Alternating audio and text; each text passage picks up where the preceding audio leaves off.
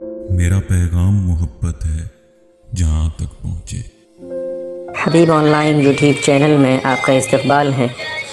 मुहतरम नाज़रीन, उलमाए किराम के हर तरह के दीनी, इल्मी, इस्लाही बयानात और पैगामात मोहब्बत के लिए नीज़ बेहतरीन हम्द व नात के लिए हमारे चैनल को सब्सक्राइब करें और बेल आइकन को दबाना न भूलें ताकि हमारा हर अपडेट आपको पहले मिल सके।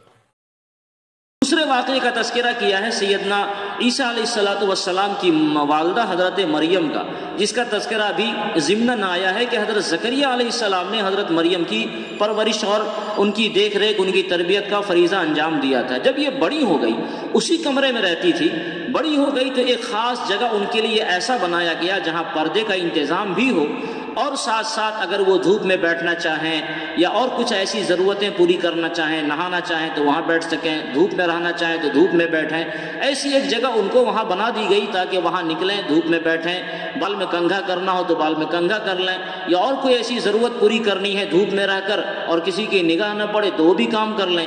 तो वो जगह बना दी गई थी बैतुल मक़दिस में ही एक जगह। एक मरतबा हज़रत मरियम वहीं बैठी हुई थी, या तो गुस्ल फरमा रही थी या बाल में कंघा कर रही थी। किसी के आने जाने का न कभी कोई तसव्वुर था, न कोई एहतिमाल था, न वो वहाँ तक कोई जा सकता था। अचानक एक मर्द सामने आया। सैयदना जिब्राइल अलैहिस्सलातु वस्सलाम इंसानी शक्ल में वहाँ मौजूद हो गए। अब जब अचानक अपने सामने किसी मर्द को इन्होंने देखा तो एक पाक दामन औरत पर क्या बीतेगी आप सोच सकते हैं। हज़रत मरियम रज़ी अल्लाह ताला अन्हा बिल्कुल बेचैन हो गई और उन्होंने ये अर्ज़ किया कि भाई आप यहाँ कौन है, यहाँ क्यों आप एक मर्द होकर यहाँ मेरे पास क्यों आ गए? आपको मालूम है कि मैं पाकबाज खातून हूँ और मैंने ना कोई शादी की है, इसी तरह मेरा कभी किसी से कोई ताल्लुक़ नहीं है, आप यहाँ क्यों आ गए, मेरे पर्दे खाने में क्यों आ गए, यहाँ आपका क्या काम?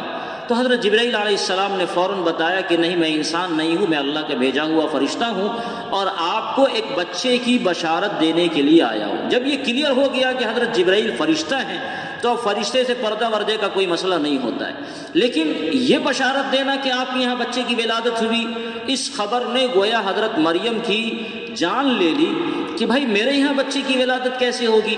न मेरा कोई निकाह हुआ है कि किसी जायज़ मर्द से, मेरे शौहर से मेरे ताल्लुकात बदे हों, न मैं कोई बदकार फाहिशा औरत हूँ कि किसी मर्द से नाजायज़ तौर पर मेरे ताल्लुकात हों। भला जब तक किसी मर्द से, चाहे वो जायज़ तरीक़े से हो या नाजायज़ तरीक़े से हो, आपस में मिलना नहीं होगा, बच्चे एक औरत से बच्चा होने की क्या तवक्को हो सकती है? लेकिन उन्होंने फरमा दिया हज़रत जिब्राइल अलैहिस्सलाम ने कि ये अल्लाह ताला का हुक्म है, ऐसे ही होगा, अल्लाह ताला का ये फ़ैसला है। कज़ालिका यख़्लुक़ुल्लाहु मा यशा, अल्लाह ताला जैसे चाहते हैं पैदा फरमाते हैं। अभी इससे पहले हज़रत ज़करिया अलैहिस्सलाम के वाक़े में एकदम बूढ़े मर्द और बूढ़ी औरत और अल्लाह ताला ने उससे औलाद दे दी। ये अल्लाह की कुदरत थी, जिसको पैदा करना चाहा बग़ैर माँ बाप के अल्लाह ताला ने पैदा फरमा दिया, जैसे हज़रत आदम अलैहिस्सलातु वस्सलाम। फिर एक मखलूक को पैदा करना चाहा बग़ैर माँ के पैदा कर दिया, जैसे हज़रत हव्वा को पैदा कर दिया। हज़रत ज़करिया में अल्लाह की कुदरत का ये ज़हूर हुआ कि दोनों इंतहाई बूढ़े भी और बाँझ भी, वहाँ भी अल्लाह ताला ने पैदा फरमा दिया।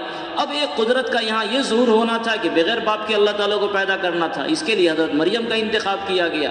तो हज़रत जिब्राइल अलैहिस्सलाम ने ये सुना दिया कि ऐसा ही अल्लाह ताला का फ़ैसला है और दर हकीकत अल्लाह ताला आपको भी और आपकी औलाद को भी, जो आपसे बच्चा पैदा होगा, दुनिया वालों के लिए कुदरत की एक निशानी के तौर पर बनाना चाहते हैं।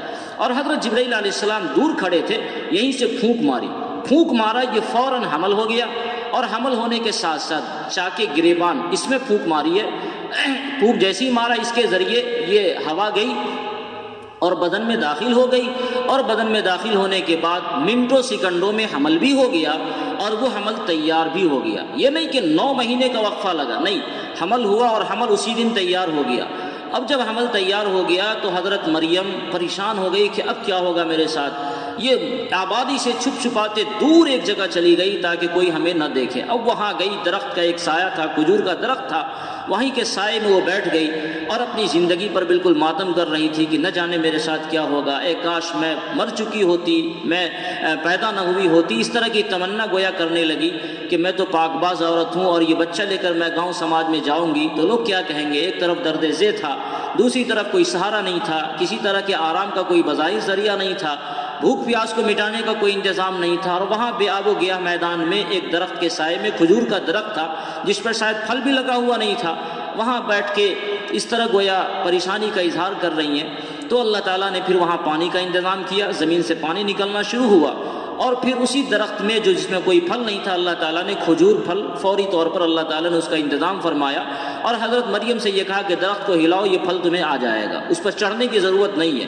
اب آپ بتائیں، ایک طاقتور آدمی کھجور کے درخت کو ایسے ہلا دے نیچے سے تو اس کا پھل آ جائے، بظاہر یہ ممکن بات نہیں۔ یہ حضرت مریم کی کرامت تھی، نیچے سے ایسا ہلکا ہلایا، پھل نکلنے لگا، اوپر سے پھل ٹوٹ کے گرنے لگا، تازہ پھل کھاتی تھی اور پانی پیتی تھی، بچے کی ولادت ہو گئی۔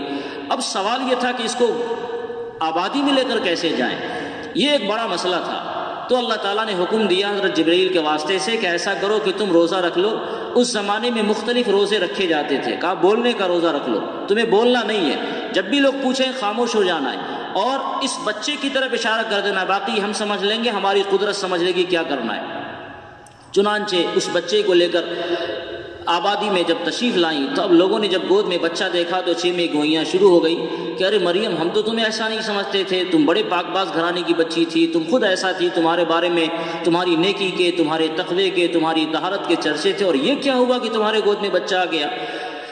تو حضرت مریم نے زبان پر خاموشی اختیار کی کہ میں نے چپ رہنے کی منت مان لی، اس لیے میں کچھ نہیں بول سکتی۔ اس بچے کی طرف اشارہ کیا، اسی سے یہ بات کرو، یہ کون ہے، کہاں سے آیا ہے، یہی بچہ بتائے گا۔ لوگوں نے کہا بھی یہ بچہ بھی آج کا پیدا ہوا سے پھل ٹوٹ کے گرنے لگا، تازہ پھل کھاتی تھی اور پانی پیتی تھی، بچے کی ولادت ہو گئی۔ اب سوال یہ تھا کہ اس کو آبادی میں لے کر کیسے جائیں، یہ ایک بڑا مسئلہ تھا۔ تو اللہ تعالیٰ نے حکم دیا حضرت جبرائیل کے واسطے سے کہ ایسا کرو کہ تم روزہ رکھ لو۔ اس زمانے میں مختلف روزے رکھے جاتے تھے، کہا بولنے کا روزہ رکھ لو، تمہیں بولنا نہیں ہے، جب بھی لوگ پوچھیں خاموش ہو جانا ہے، اور اس بچے کی طرف اشارہ کر دینا، باقی ہم سمجھ لیں گے، ہماری قدرت سمجھ لے گی کیا کرنا ہے۔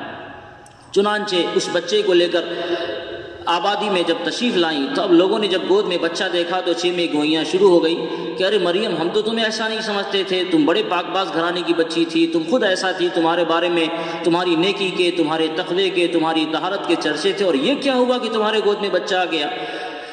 تو حضرت مریم نے زبان پر خاموشی اختیار کی کہ میں نے چپ رہنے کی منت مان لی، اس لیے میں کچھ نہیں بول سکتی۔ اس بچے کی طرف اشارہ کیا، اسی سے یہ بات کرو، یہ کون ہے، کہاں سے آیا ہے، یہی بچہ بتائے گا۔ لوگوں نے کہا بھی یہ بچہ بھی آج کا پیدا ہوا ہے، یہ بچہ کیسے بات کرے گا؟ تب جا کر سیدنا عیسیٰ علیہ السلام نے 16ویں پارے میں تفصیل کے ساتھ آیا۔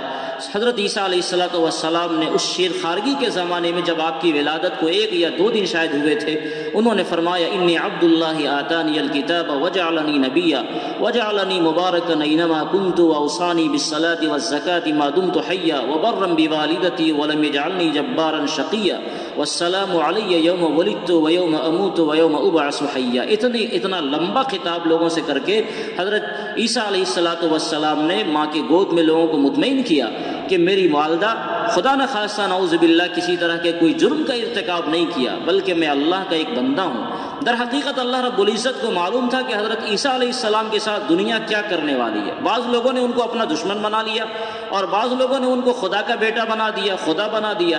دونوں طرح کے لوگوں کی تردید حضرت عیسیٰ علیہ السلام نے بچپن میں ہی کر دیا۔ یہ کہا کہ میں خدا کا بیٹا نہیں ہوں، میں خدا کا بیٹا نہیں ہوں، بلکہ انی عبداللہ، جس طرح اور لوگ اللہ کے بندے ہیں میں بھی اللہ کا ایک بندہ ہوں۔ اور یہ بھی سن لو کہ میرا کوئی باپ نہیں ہے۔ وبرم بوالدتی، اپنی ماں کے بارے میں انہوں نے دعا کی۔ عام طور سے قرآن کریم اس طرح کے مواقع سے کہتا ہے وبرم بوالدیہ، میرے والدین پر احسان، لیکن کہا بوالدتی، میرا کوئی باپ نہیں ہے۔ تو حضرت عیسیٰ علیہ السلام نے دونوں طرح کے لوگوں کو یہ پیغام دیا جو مستقبل میں آنے والے تھے کہ جو لوگ مجھے خدا کا بیٹا سمجھتے ہیں وہ اس غلط فہمی کو نکال دیں، میں اللہ کی ایک قدرت ہوں اور اللہ کا ایک بندہ ہوں۔ اور جو لوگ خدا نہ خواستہ میری والدہ پر کسی طرح کا تہمت کا الزام لگانا چاہیں، ایسے لوگ بھی باز آ جائیں، اللہ تعالیٰ کی قدرت کا میں نمونہ ہوں، میرا کوئی باپ نہیں ہے، میں اپنی اس ماں سے جنا ہوں اللہ تعالیٰ کی قدرت کے واسطے سے، لہذا میری ماں پر کسی طرح کی تہمت لگانا یہ انتہائی غیر مناسب اور انتہائی احمقانہ فعل ہوگا۔ تو اس طرح حضرت عیسیٰ علیہ السلام نے اپنے ماں کی پاک بازگی کا اور اپنے نبی ہونے کا گویا پایا جب آپ گود میں تھے۔ قرآن کریم نے اس واقعے کا تذکرہ بھی